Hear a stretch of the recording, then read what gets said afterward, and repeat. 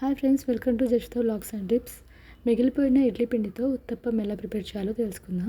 ముందుగా 1.5 కప్ వరకు ఇడ్లీ పిండి తీసుకొని అందులో 1 కప్ గోధుమ పిండి, అలాగే సన్నగా కట్ చేసి పెట్టుకున్న ఉల్లిపాయలు, సన్నగా తరిగిన అల్లం, అలాగే సన్నగా కట్ చేసి పెట్టుకున్న పచ్చిమిర్చి వేసుకోవాలి.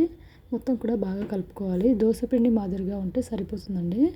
దోశ పిండికి మనం ఏ విధంగా పిండి కలుపుకుంటామో ఆ కన్సిస్టెన్సీలో పిండి కలుపుకుంటే పర్ఫెక్ట్గా వస్తాయి. కొద్దిగా వాటర్ యాడ్ చేస్తూ పిండి కలుపుకోవాలి. ఒకేసారి ఎక్కువ వాటర్ యాడ్ చేసి పిండి కలుపుకున్నట్లయితే పిండి ముద్దలుగా వస్తుంది. అలా కాకుండా కొద్దిగా వాటర్ వేస్తూ కలుపుకున్నట్లయితే పిండి ఉండలు కట్టకుండా పర్ఫెక్ట్గా కలుపుకోవచ్చు.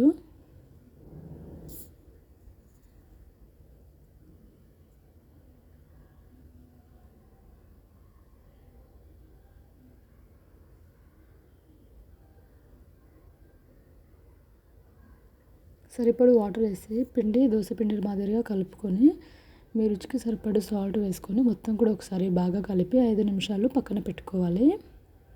ఉప్పు కలిసే విధంగా మొత్తం కూడా ఒకసారి బాగా కలిపేసుకున్నాక ఒక 4 to 5 మినిట్స్ పక్కన పెట్టేసుకోవాలి. ఈలోపు మనం స్టవ్ ఆన్ చేసి ప్యాన్ పెట్టుకోవాలి. ప్యాన్ కాస్త వేడెక్కాక లైట్గా ఆయిల్ అప్లై చేసుకోవాలి. మనం వేసే ఫస్ట్ ఏదైనా సరే కొద్దిగా ఆయిల్ అప్లై చేసుకోవాలి. నాన్ స్టిక్ అయినా సరే. నేను ఇక్కడ ఒక వంకాయ తీసుకొని కట్ చేసుకొని ఆయిల్ అప్లై చేశాను. ఆయిల్ అప్లై చేసుకున్నాక మనం రెడీ చేసి పెట్టుకున్న పిండి కొద్దిగా తీసుకొని ఉత్తప్పం మాదిరి వేసుకుంటే సరిపోతుంది. మరి దోశలాగా పెద్దగా వేయకుండా సన్నగా కాకుండా కాస్త లావుగా వచ్చే విధంగా చిన్న సైజులో వేసుకోవాలి. వీడియోలో చూపిస్తున్నట్టుగా వేసుకోండి. అయితే ప్యాన్ బాగా వేడెక్కాక ఉత్తప్పం వేసుకోవాలి. ఉత్తప్పం కలడానికి కాస్త సమయం తీసుకుంటుందండి. కాస్త లావుగా వేస్తాం కదా, టైం తీసుకుంటుంది. ఈ విధంగా ఉత్తప్పం వేసుకొని ఒక 2 నిమిషాలు ఆగి లైట్గా ఆయిల్ అప్లై చేసుకోవాలి పైన. ఇప్పుడు ఇది టర్న్ చేసుకోవాలి. టర్న్ చేసుకొని 2 వైపులా ఇదే విధంగా కాల్చుకోవాలి. 2 వైపులా కాలాక తీసి పక్కన పెట్టుకోవాలి.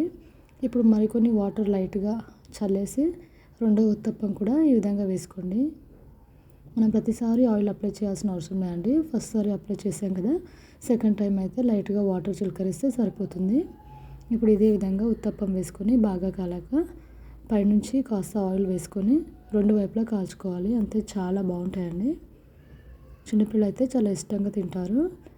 మీకు కావాలనుకుంటే క్యారెట్ తురుము కూడా వేసుకోవచ్చు. చాలా బాగుంటుంది. ఎప్పుడు ఇడ్లీనే కాకుండా అప్పుడప్పుడు ఇలా చేసి పెడితే చిన్నపిల్లలు చాలా ఇష్టంగా తింటారు.